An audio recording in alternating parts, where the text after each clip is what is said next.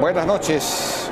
Hubo Consejo de Ministros y en ese Consejo de Ministros se tomó la decisión acerca de en qué temas el Ejecutivo solicitará facultades legislativas al Congreso. Por ejemplo, la reducción del IGB es uno de los temas que definitivamente se solicitará en facultades legislativas. Estamos con el Ministro de Economía, Alfredo Torne, para hablar de todos estos temas. Alfredo, buenas noches, ¿qué tal? Ministro. Buenas noches, ministro, Jaime. ministro, ¿qué ¿Cómo tal? estás? Alfredo está bien, no te preocupes. Bueno, estamos en un gobierno coloquial, ¿no? El presidente, pues, es un presidente llano, coloquial, o sea que se puede hablar. No es necesario decirle, pero de todos modos hay que decirle presidente Kuczynski, ¿no? Sí, nosotros le decimos presidente en el consejo cuando hablamos, pero a él no le gusta que le digan presidente, le gusta que le digan Pedro Pablo o PPK. Sí. Sí, pero creo que sí hay que mantener las formalidades. Bueno, el Perú es un país de formalidades, pero al mismo tiempo le gusta el humor y todo eso, ¿no? El Consejo de Ministros terminó como a la 1, es decir, ¿cuánto duró? ¿Como 4 horas, 5 horas? Sí, desde las 9 hasta, un poquito después de las 9 hasta como la 1, 1:30. Pero el anterior creo que duró como 7 horas, ¿no? Bueno, tuvimos uno el miércoles, el miércoles de la semana pasada, donde discutimos el marco macroeconómico multianual. No aprobamos nada en ese consejo y de ahí continuamos el viernes, donde aprobamos el presupuesto. Como recuerdas, en realidad son 3 leyes, es el presupuesto, la ley de endeudamiento, la ley de equilibrio general y también se terminó de discutir el marco macroeconómico multianual, ¿no? Ajá. Y antes del Consejo de Ministros hubo sesión de ejercicios. Siempre hay, todos los Siempre miércoles. hay, o sea que ya se ha convertido en en un ritual necesario. Cada vez están más exigentes los ejercicios. ¿Ah, sí? ¿Es de verdad la cosa? Sí. Son tres personas que nos ayudan. Uno hace estiramientos, el otro hace, ya no me acuerdo, hay una chica que hace estiramientos, el otro hace ejercicios de piernas y el otro de brazo y el torso para arriba. Entonces no hay cardio, es pesas. Algunos son pesas, hay unas ligas, en fin, hacen ellos tienen su propia rutina, ¿no? Yo nunca he hecho estas cosas, pero la verdad que sí, creo que uno lo relajan antes de entrar al Consejo de Ministros. Pero por ejemplo, el ministro Nieto sigue sin ir, hasta ahora no va. No, Nieto ha ido un par de veces. ¿Ah, sí? Sí, hoy día sí hubo varios que faltaron, pero en general hoy día fueron 15 ministros de 19, no está nada mal, ¿no? No está nada mal. ¿Y eso qué efecto tiene? ¿Tiene algún efecto? ¿Ayuda en algo? Yo creo que... Desde el punto de vista de la labor de gobierno, del funcionamiento del Consejo de Ministros. Yo pienso que es un tema de liderazgo. Yo pienso que la cantidad de personas de la población que hoy día no hacen ejercicio es muy alta. La obesidad ha venido aumentando. Mucha gente se queja de que no hace ejercicio porque no tiene tiempo y lo que estos entrenadores plantean es, no importa en dónde estés, pero necesitas hacer un poco de ejercicios para reducir la tensión y obviamente para reducir la obesidad. Y ya no me acuerdo cuál de las dos encuestas, pero una de las encuestas pregunta si está o no está de acuerdo con los ejercicios y la respuesta es masiva a favor. Sí, lo cual, los ejercicios del Consejo de Ministros. Y mucha gente, nos comentan, ¿no? Es muy anecdótico, de que mucha gente se ha puesto a hacer ejercicios a raíz de la decisión del presidente de hacer ejercicios ante el Consejo, ¿no? Pero ¿tiene alguna funcionalidad, alguna utilidad, algún efecto en el trabajo de grupo del Consejo de Ministros, en la cohesión del gobierno? Yo no sé, algo o no. Yo pienso que, dos cosas. Como gabinete nos une más, ¿no? Porque es un momento en que casi todos están mucho más relajados.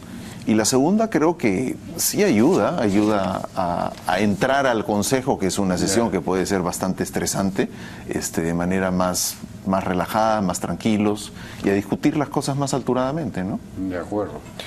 Bueno, y esta discusión sobre el marco macroeconómico multianual, sobre el proyecto de ley de presupuesto y sobre las facultades que se van a solicitar, debe haber sido complicada en algún momento, ¿no? Dentro del Consejo de Ministros.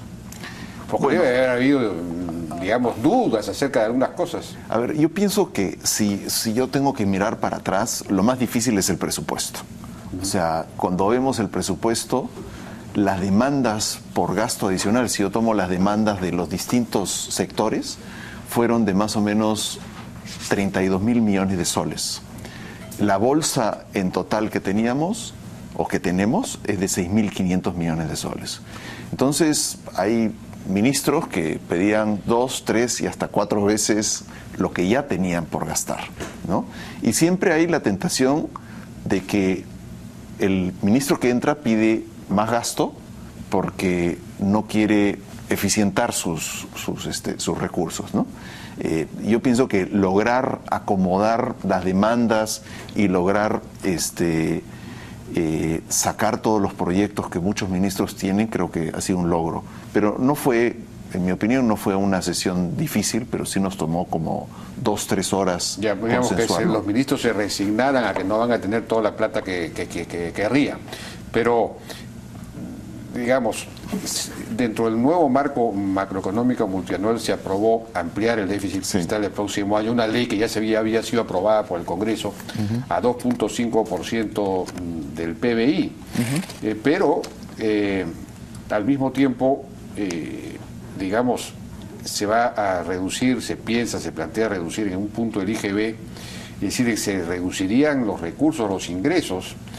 Y al mismo tiempo se está planteando una serie de incrementos, de todos modos, hay más obra pública, más agua potable, hay que incrementar las remuneraciones a los maestros, a los policías, hay una serie de aumentos. Hay más gasto, podría haber menos ingresos, y ayer Waldo Mendoza, que es el presidente del Consejo Fiscal, decía que a su juicio es un error haber cambiado la regla fiscal. Ustedes habrían cambiado la regla fiscal, ya no están hablando de un déficit estructural, sino del déficit nominal, digamos. Y que si por alguna razón la recaudación es menor, entonces el gasto va a tener que ser menor. Es decir, el presupuesto va a ser procíclico en lugar de ser anticíclico como debería ser. Y podría ocurrir pues que los ingresos sean menores, y porque según él, por otro lado, en el marco macroeconómico multianual, este déficit de 2.5, no están considerados estas reducciones, por ejemplo, la reducción del 1% del IGB. O sea que en realidad vamos a tener un déficit mayor. O hay que reducir el gasto en una proporción para mantener ese déficit. Es un poco larga la pregunta, pero digamos... A ver, creo que son 4 preguntas dentro de una sola pregunta. A ver, vayamos por partes. En primer lugar, lo que nosotros le presentamos al Congreso y que fue aprobado el viernes pasado, que fue una nueva trayectoria de déficits fiscales que empieza con 2.5 en 2017 y termina en 1%, eso nunca va a variar. O sea, eso consiste en, esa es parte de nuestra disciplina fiscal. No importa qué pase, nosotros siempre vamos a mantener esa trayectoria, ¿no? En segundo lugar... O sea que se confirma esto, de que si bajan, si los ingresos no son tal como no son los previstos, si los ingresos son menores, el gasto también tendrá que ser menor para mantener ese déficit. Es decir, no hay posibilidad de hacer un gasto contracíclico. Vamos parte por parte. La solicitud al Congreso fue sobre el déficit estructural. Lo que sucede es que nosotros, en la presentación del Congreso de la ley, nosotros transferimos el déficit estructural en un déficit nominal. Pero recuerda que la ley de transparencia y disciplina fiscal está hecha sobre el déficit estructural. Y nosotros no hemos cambiado esa ley. Lo que sí hemos dicho es que dentro de las facultades quisiéramos cambiar la ley, pero todavía no la hemos cambiado. Entonces, la solicitud... La van a cambiar. O sea, la quisiéramos cambiar, todavía no. Porque el marco macroeconómico multianual sí diferencia en las proyecciones que hacen los dos déficits. Es decir, para el próximo año el déficit estructural es menos que 2.5. 2.4. 2.1. 2.4 y 2.5. ¿Dónde lo tengo? Por acá. Acá está el marco. El próximo año es 2.2 el déficit estructural y el déficit según el marco macroeconómico multianual. Estoy más informado que el ministro de Economía en este tema. Por acá, bueno, por acá. Pero en está. fin, estos son temas esotéricos para la población. A lo que vamos es que, efectivamente, si es que al no tener déficit estructural o no trabajar con déficit estructural, lo que van a lograr es que si la recaudación es menor, el gasto va a tener que ser menor. Si no, van a poder tener un déficit mayor que ese. No, a ver, yo pienso que ahí tenemos una diferencia. Yo, o sea, creo que el Consejo Fiscal de Independientes es una excelente institución, nos ha ayudado muchísimo, nos ayuda a fortalecer la política fiscal, pero lo importante es de que en este caso el señor Mendoza se está refiriendo a un cambio que nosotros no hemos hecho. Nuestra solicitud de ampliación del déficit fue sobre el déficit estructural, no fue sobre el déficit nominal. Porque pero hay una diferencia, como estamos viendo. No, pero a ver, hay una diferencia, pero es una diferencia metodológica. Bueno, claro. Uno es calculado, y creo que lo explicó muy bien anoche, uno es calculado sobre el crecimiento potencial, es decir, cuánto, si es que el país crecería al crecimiento potencial, cuál sería el déficit, ¿no? Y en ese caso se calcula el déficit estructural. El déficit nominal no considera eso, el déficit nominal considera ¿cómo se llama? El PBI actual, es decir, con esta variación. No es correcto pensar de que nosotros estamos haciendo una política procíclica, porque nosotros hemos fijado nuestro déficit sobre el déficit estructural, que no tiene esa volatilidad cíclica. Sí pensamos hacer un cambio, y sí pensamos dentro de las facultades proponer un cambio, pero es un cambio de transparencia. Hoy día muy poca gente observa el déficit estructural. Todos observamos desde el portal del BCR, el portal del MEF, observamos el déficit nominal. Entonces, lo que nosotros vamos a plantear es que la meta se establezca sobre el déficit nominal, pero que sobre esa meta transcienda un estimado de déficit estructural. ¿Ok? O sea, si es que el déficit estructural, si es que por alguna razón la economía tiene shocks que hacen que se mueva el déficit, el déficit se ajustaría por esa diferencia, pero nosotros tendríamos que anunciar cuál es el movimiento. El presupuesto estructural implica que si hay una caída en los ingresos, hay un problema económico, entonces uno puede gastar de todos modos más. Efectivamente. Sí puede tener un déficit mayor. Entonces, al eliminar el principio estructural, nos estamos ajustando si optamos por el déficit nominal, si los ingresos caen, vamos a tener que caer también. Entonces, no estamos siendo anticíclicos. No, lo que nosotros vamos a proponer es que vamos a proponer un rango. Si es que el déficit estructural, el déficit estructural se desvía de este rango, porque hay shocks que nos pueden generar un cambio muy pequeño en nuestros ingresos, en nuestro gasto, en el PBI potencial, y no es necesario ajustarlos. Pero si digamos que experimentamos lo que pasó con la economía peruana en el 2009, ¿no? Que es un shock bastante fuerte, pues eso, como estamos anclados sobre un déficit estructural, sí nos haría cambiar el déficit nominal. Van a plantear de todos modos la reducción de un punto del IGB. Entonces, esto va a suponer una reducción de los ingresos. Esa reducción no está considerada en este déficit del 2.5 considerado para el próximo año. Es decir, el déficit probablemente sería mayor, o la caída de los ingresos sería mayor a la proyectada en este marco macroeconómico multianual.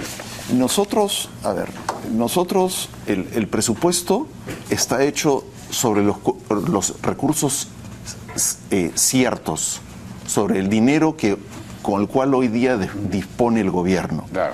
Nosotros en el presupuesto no podemos especular sobre qué es lo que pasaría si se aprueba o no se aprueban las facultades. O sea, nosotros tenemos una obligación con la población, decir, estos son los recursos que tiene hoy día el gobierno, y sobre estos recursos nosotros establecemos el presupuesto. Así ha sido organizado. Es más, el presupuesto dice claramente, y se hace en el marco macroeconómico multianual, se dice claramente que el estimado de techo fiscal, es decir, lo máximo que podríamos gastar, está hecho sobre los recursos que tenemos y sin ninguna reforma. Pero a la misma vez se presenta un escenario de qué es lo que pasaría en términos del PBI, en términos de los ingresos y gastos fiscales, si es que el paquete entero de reformas estructurales se llevan a cabo. Eso está, creo que yo he traído algunas láminas, eso está claramente planteado dentro del documento del marco macroeconómico multianual.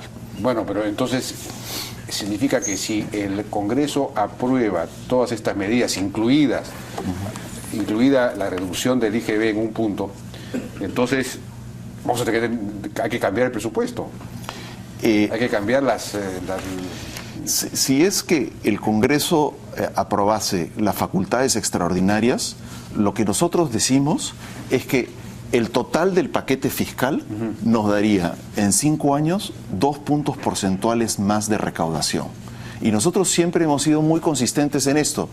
En el paquete se incluye la reducción del IGB, pero también se incluyen una serie de otras medidas que nos ayudan a conseguir mayores recursos. El IGB, y para ser absolutamente precisos, el IGB es parte de una medida para formalizar, pero lo que nosotros estamos haciendo, y lo hemos presentado al público, uno lo puede bajar hoy día de la página del MEF, hay una presentación que se llama Economía y Formalidad, donde nosotros presentamos nuestro plan de formalización y qué es lo que eso significa en términos de crecimiento y en términos de las variables fiscales. Ya, eso es lo que nos has pasado, ¿no es cierto? Pero antes de entrar a eso, de todos modos, para el próximo año, si se reduce en un punto el IGB, los ingresos van a ser menores el próximo año que lo establecido, que lo considerado en el presupuesto del próximo año. No. ¿Por qué? ¿Por qué? Porque tenemos medidas que compensan. A ver, ¿qué es lo que sucede? El IGB, ¿qué es lo que genera? Genera el primer año una caída, en nuestra opinión, en nuestros estimados, de alrededor de 1.700 millones de soles. Sin embargo, lo que nosotros queremos, y es lo que siempre hemos planteado, es que el IGB es un beneficio fundamentalmente a las clases medias y a la formalización de la economía. Para compensar esto, nosotros estamos planteando revertir parte de la bajada de impuestos que se hizo en el gobierno anterior. Si ustedes recuerdan, en lo que se planteó en el gobierno anterior, se bajó los impuestos a las grandes empresas fundamentalmente de una tasa de 30% a 28%, y eso seguiría hasta el 26% en 2 años. Lo que nosotros estamos diciendo, no. Lo que tenemos que hacer es que los que más tienen deberían de pagar más, y por tanto las grandes empresas deberían de pagar su 30% con una tasa de dividendo. No solo las grandes empresas, todas las empresas, las pequeñas también tienen que pagar 30%, las medianas también. No, es que ahí viene la segunda parte. Nosotros siempre vamos a regresar a 30%. Vamos a regresar a 30% para las grandes empresas, es lo que se llama el régimen general. Y las medianas, y de ahí lo que pequeñas. nosotros estamos planteando es el famoso 10 por 10. El 10 por 10 es un beneficio para las empresas, hoy día empresas que facturan 300 UITs o menos, que tendrían una tasa de 300 UITs, ¿cuánto es? Son 3 por 4, 12, 1.200 millones, 1.200.000 soles. 1.200.000 soles, pero en el plan de gobierno era más mucho alto, más alto. Era más alto. O sea que en realidad estamos hablando de las pymes. O sea, estamos hablando del 90% de empresas que están calificadas dentro de ese rango. Que no pagan impuesto a la renta en este momento. Bueno, prácticamente. algunas pagan. Pero lo digamos, que, entonces a las empresas pequeñas y lo que medianas les vas a aumentar a las pequeñas y medianas a 30%. No, a las pequeñas y medianas que están calificadas dentro de estos 300 UITs. Ah, bueno, eso son las microempresas. No, pero eso es 90% de las empresas del Perú. No, ya sé. Pero no, o sea, no podemos decir que las que van a pagar 30% son las empresas que nosotros venden por encima y de no es una definición que nosotros hemos utilizado, es la definición de las pymes y las MIPES. O sea, es una definición que nosotros estamos utilizando, pero lo importante donde quiero ir es de que el sistema tributario de impuesto a la renta de las empresas es un impuesto progresivo, es decir, las muy pequeñas van a pagar un pequeño impuesto, conforme van creciendo van pagando un mayor impuesto hasta que llegan al 30%. La idea es acompañar la formalización de las empresas y no ponerles, como sucede hoy día con el sistema tributario, ponerles un muro de que el momento en que salen del RUS prácticamente se pegan a un muro y no pueden, y tienen unos costos enormes. Eso seguro está bien, pero digamos, la reforma que hizo el gobierno anterior bajó el impuesto a la renta a 28, pero subió el impuesto a los dividendos. Si tú repartías dividendos, ahí sí te caían. Entonces, eso era para fomentar la inversión. La idea no me parecía mala, pero ¿qué ha pasado? No ha funcionado. De todos modos, los que más tenían, los que más repartían dividendos, pagaban más impuesto a la renta. No, nosotros lo que estamos planteando es revertirlo íntegramente y pasar a un impuesto a los dividendos del 4.1%, que es lo que había antes. Eso es lo que estamos planteando. O sea que no hay el incentivo a la inversión. No, el incentivo a la inversión sí hay. O sea, ¿cuál es el incentivo a la inversión son todos los mecanismos que hoy día existe en el impuesto. Lo estamos viendo, las devoluciones, por ejemplo, las devoluciones anticipadas del IGB. Hay un mecanismo que hoy día beneficia a las grandes empresas que invierten, que se les devuelve anticipadamente el IGB, y que es parte de lo que está pasando, por ejemplo, con el proyecto Las Bambas y otros proyectos. Bueno, entonces, pero la idea que ustedes tenían de poder descontar del impuesto a la renta toda la inversión que realizara alguna empresa, la han abandonado.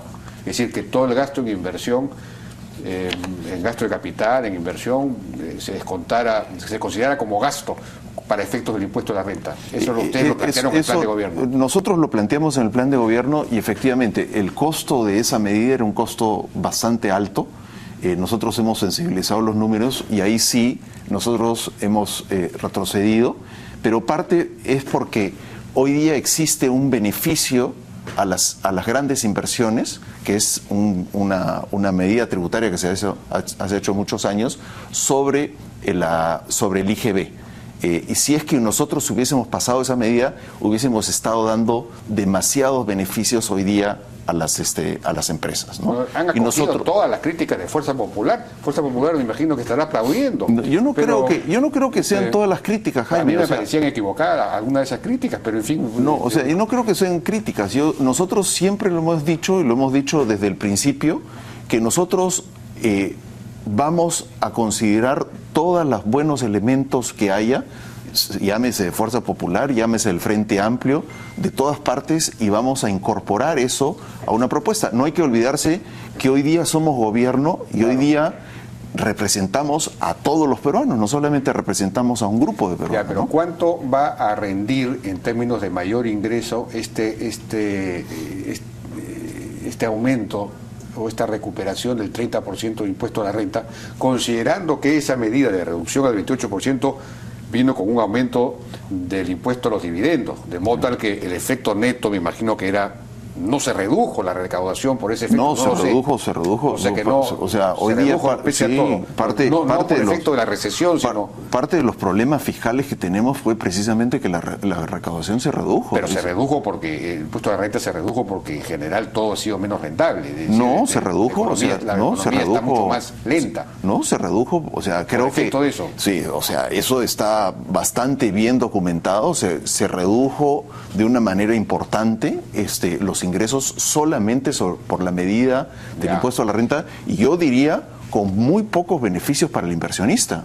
Lo único que hicieron las grandes empresas es, como se les subieron los impuestos a los dividendos, pues simplemente no distribuyeron dividendos, se quedaron con los dividendos. Entonces el dinero que de otra manera... ¿Y qué hicieron con esa plata? Bueno, se lo quedaron dentro de la empresa. ¿No invirtieron? No invirtieron, pero estamos viendo la inversión... ¿Que la pusieron en el banco? La inversión hasta el primer semestre ha caído en casi 5%. Y ese dinero, en vez de entrar a la economía para generar más bienes y servicios, pues no entró. Y entonces, ¿cuánto de más se recaudaría por por el restablecimiento del 30%? En este momento nosotros estamos afinando todos los números, vamos a atender el pedido del Congreso la próxima semana, donde vamos a presentar todos estos números, y creo que por respeto por el Congreso y los congresistas me gustaría entregar esos números. Todavía no lo tienen el cálculo.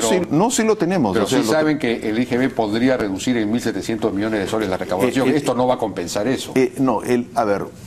Vayamos a la idea central. El IGB tiene un primer efecto negativo, y una vez que empezamos a reducir la evasión, es decir, aumentar el cumplimiento, y a formalizar la economía, el IGB termina generando al final del 2021 en más de 3.000, 4.000 millones de soles positivos.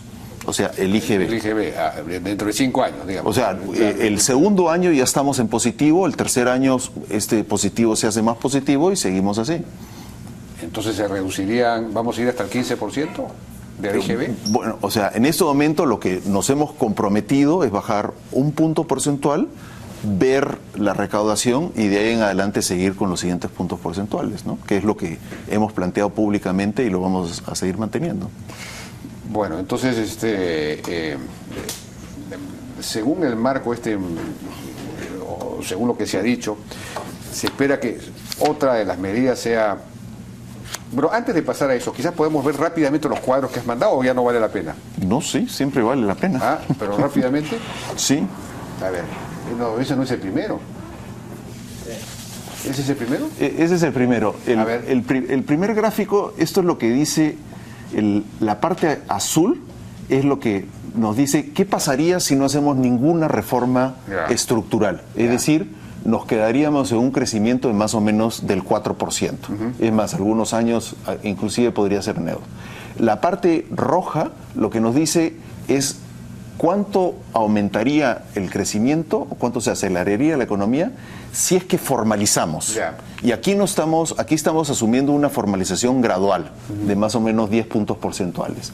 Y la línea gris nos dice la contribución de las grandes inversiones, es decir, el destrave más nuestra reforma del cambio de proinversión. Y esto nos llevaría a un crecimiento potencial, es decir, un crecimiento de largo plazo del 5%, es decir, elevarlo del 4 al 5%. ¿No? Siguiente, ¿hay más o ese es? No. Este es un poco lo mismo, decimos de dónde proviene este aumento del crecimiento, medio punto porcentual viene de una mayor inversión y el otro medio punto porcentual viene de la mayor productividad, que es parte de la formalización. Hay que decir que hoy día nuestra productividad es negativa, es decir, nuestra productividad ha bajado de ser altamente positiva en los años anteriores a ser negativa, y si no hacemos las reformas estructurales, la productividad se va a hacer más y más negativa en el tiempo. De acuerdo. ¿Hay más cuadros? Este es el escenario de ingresos de gobierno general con y sin reformas. Nuevamente, la parte gris es sin reformas, la parte roja son los ingresos adicionales de largo plazo de las reformas. Es decir, esto nos permitiría regresar a ingresos públicos de alrededor del 21%. Hoy día estamos un poquito por encima del 19%. El siguiente, ya no hay más, ¿no? Sí. Ah, bueno, Esto es muy complicado ese. Esta es la informalidad y el PBI per cápita. Esto es muy importante porque no existe un solo país que haya salido de la famosa, ¿cómo se llama?, del famoso traba de los ingresos medios, que tenga los niveles de informalidad que hoy día tenemos. O sea, si nosotros queremos aspirar a lo que el presidente planteó, es decir, un Estado moderno, tenemos que combatir la formalidad, es decir, nos tenemos que formalizar. Aquí lo que aparece es que nuestra informalidad es de las más altas del mundo. Bien, ¿y cuáles son estas reformas? Bueno, vamos a ir a una pausa, pero dejo la pregunta hecha. ¿Cuáles son estas reformas que hay que hacer para aumentar la productividad, aumentar los ingresos, reducir la informalidad? Regresamos. Bueno, seguimos conversando entonces con el ministro de Economía, Alfredo Torne. Preguntaba cuáles son esas reformas famosas de las que se está hablando, porque veo que están pidiendo además facultades para trabajar algo que tiene que ver con elusión tributaria, formalización de la minería, reforma de la organización del sistema de inversión pública, me imagino que se refiere a preinversión, a EPPs, etcétera, eficiencia en compras públicas, simplificación, me imagino que ahí tiene que ver desregulación también. Esa es una pregunta, por ejemplo, ¿cómo van a hacer para simplificar? Que se necesita una gran simplificación, una especie de tala, una desregulación también en una serie de sectores, que no es lo mismo que simplificación. ¿Cómo lo van a hacer? O sea, nosotros, el Premier va a presentar los pedidos de facultad la próxima semana. Ya. Ahí se van a ver todas las reformas que nosotros vamos a pedir dentro de las facultades, y ahí ustedes van a ver un poco el panorama de cuáles son las reformas que nosotros consideramos esenciales para hacer que la economía avance y que camine al ritmo del 5%, que es lo que acabamos de plantear. Parte de ella incluye los temas tributarios, incluye los temas de inversiones que tú has mencionado, se ha incluido parte de una reforma de Petroperú, en fin, creo que es bastante global. Yo lo que sugeriría es, esperemos de que esa reforma se presente.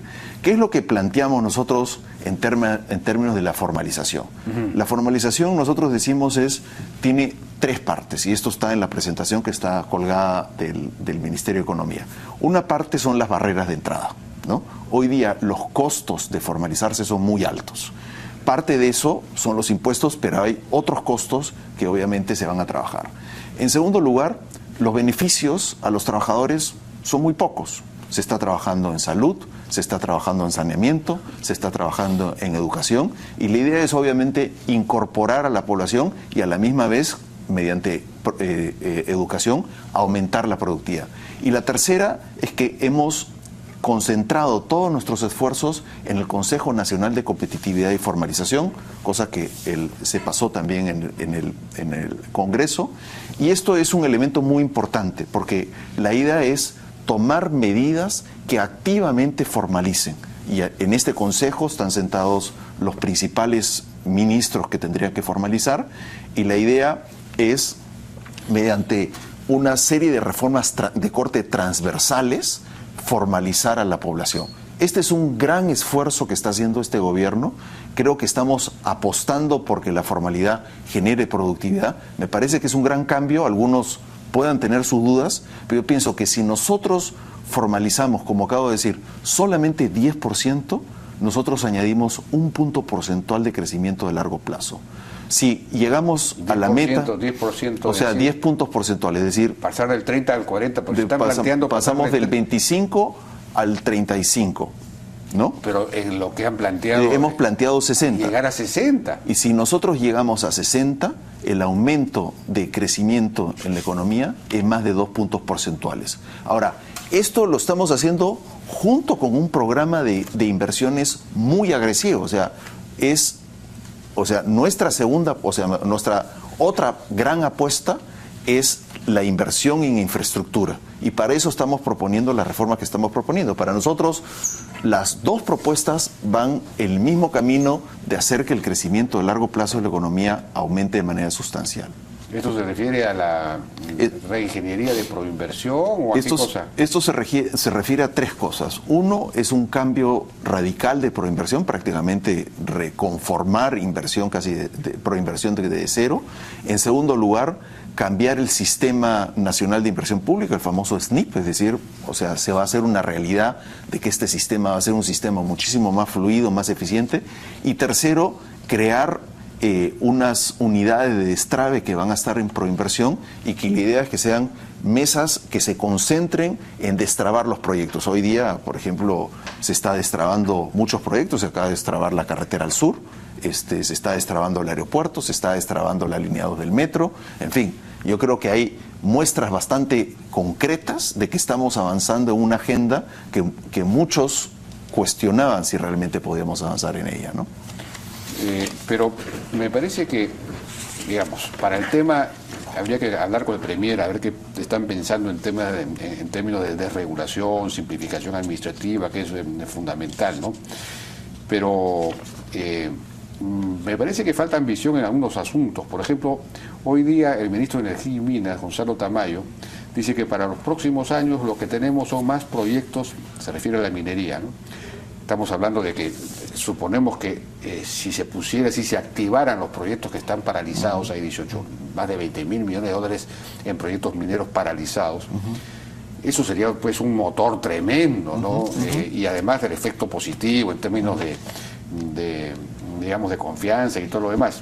Pero lo que él dice es, para los próximos años lo que tenemos son más proyectos brownfields, término que nadie conoce, por supuesto, en pequeña escala. y que habrá que trabajar para etcétera, etcétera. Entonces él está pensando no en activar los proyectos paralizados grandes, sino en pequeños proyectos brownfields.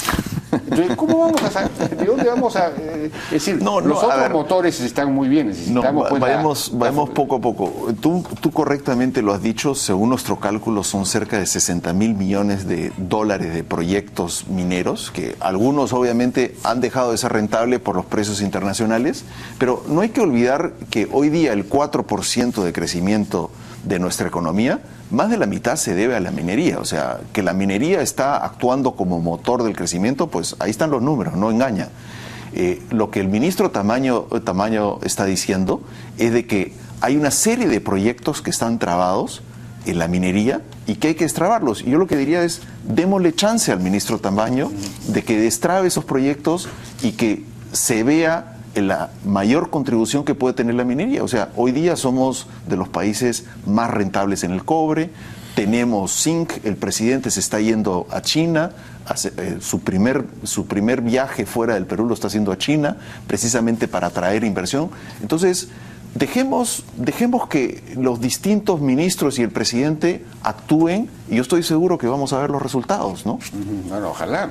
Bueno, y algo que hay que destrabar es el mercado laboral. Esa es una pregunta en la que siempre recaigo porque hasta ahora no hay respuesta para ella, ¿no? La formalización va a tener un límite, se va a tropezar con una pared en el momento en que se trate de formalizar a los trabajadores, es decir, darles derechos, reconocerles derechos, porque no solamente los costos no salariales del trabajo son muy altos, sino que hay una rigidez, una de las más grandes del mundo, como eso ya está, como sabemos, en todos los indicadores, en los índices, en los rankings mundiales de competitividad. Y entonces, no hablemos de una microempresa que le es imposible poner en planilla a la gente. Ni siquiera una pequeña y una mediana empresa se atreven a poner en planilla a la gente si no hacen eventualmente contratos pues, de muy corto plazo, cosas así, por los problemas de la extremada rigidez del mercado laboral, de las reglas laborales que son excluyentes, ¿no? Entonces eso hay que tomar el toro por las astas y hay que buscar una gran concertación sobre ese tema. Yo no sé, algo hay que hacer, no se puede seguir soslayando el tema. Vamos por partes. Yo pienso que estamos en una situación donde solamente el 25% de nuestros trabajadores tienen plenos beneficios. Así es. ¿No? Entonces, lo que nosotros estamos planteando es cómo ampliamos esa base de trabajadores, que obviamente es ampliar la productividad del trabajador. La única manera en que nosotros podemos garantizarle a los trabajadores sus beneficios sociales, yo no les diría con reformas laborales que le van a bajar los beneficios sociales, sino mejorar los beneficios sociales, mejorar la salud, mejorar la educación, mejorar la seguridad interna. Son responsabilidades que hoy día nosotros estamos atacando y en el presupuesto se han dejado claramente, bien claras, nuestra apuesta en esa dirección. Estamos aumentando el presupuesto a agua y saneamiento, estamos aumentando el presupuesto a salud, a educación y a seguridad interna. Esa es nuestra apuesta. Entonces, lo primero que tenemos que hacer es aumentar la productividad de nuestros trabajadores y como consecuencia ampliar sus beneficios. Después hay que negociar algunas cosas dentro del Consejo Nacional de Trabajo, que es el foro donde se deberían de negociar. Yo pienso que no mucho se ha negociado en el pasado, pero tenemos que consensuar algunos cambios, ¿no? Yo pienso que hoy día hacer una ley pulpín como la que se hizo sería un gran fracaso. Yo pienso que no hay que recortarle los beneficios a los trabajadores, sino hacerlo más productivo para de esa manera aumentar la contribución del trabajo al crecimiento de este país. Los beneficios a los trabajadores que no tienen, el 80% de los trabajadores no tienen un solo beneficio. Para nosotros, el salto al gran nivel de beneficios que hay para los pocos que sí los tienen, es imposible. Entonces aquí se requiere un acuerdo, un nuevo pacto laboral, algo que permita entender el problema. Pero Jaime, nosotros estamos trabajando en esa dirección, estamos aumentando la masa de los trabajadores que trabajan dentro del segmento formal. Hoy día nosotros, y hay que meterse en la cabeza, no podemos seguir creciendo y avanzando como país si no formalizamos. Y eso va a los trabajadores y a las empresas, ¿no?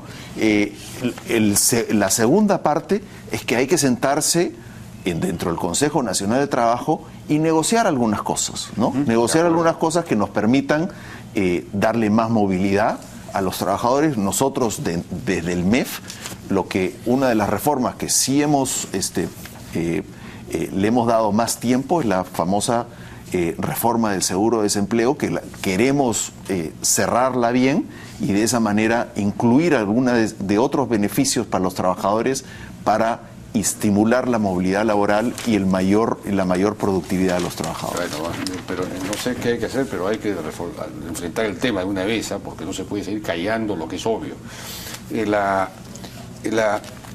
Rápidamente, porque ya no se ha ganado el tiempo, pero el presupuesto de educación sube, pero no sube tanto. Y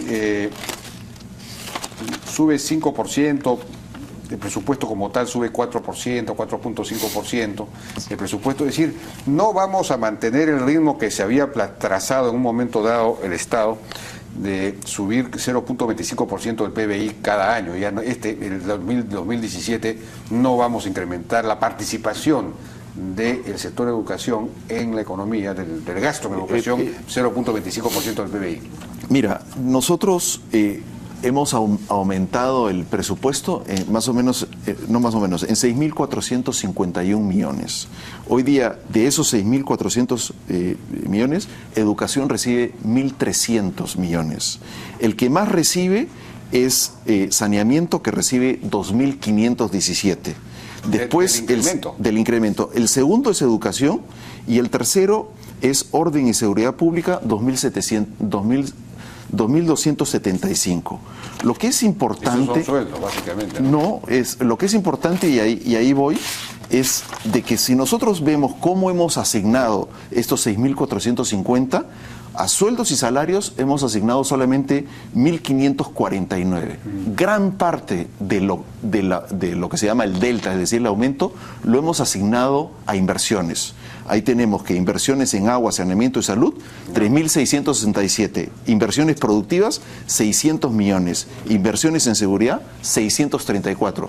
Ahora, la participación del sector de educación en el PBI no va a variar el próximo año, pese al aumento que se ha hecho. O sea que no vamos a continuar con el ritmo de incremento. Ahora, el tema del presupuesto de la DINI sube 1 millón de soles, pasa a 66.812.000 soles. La DINI, que es una entidad prácticamente desactivada, no sé por qué... Eso yo preferiría que lo discuta con el Premier y con los ministros que están vinculados. Para nosotros no es un gran aumento, es un aumento muy, muy pequeño en términos porcentuales.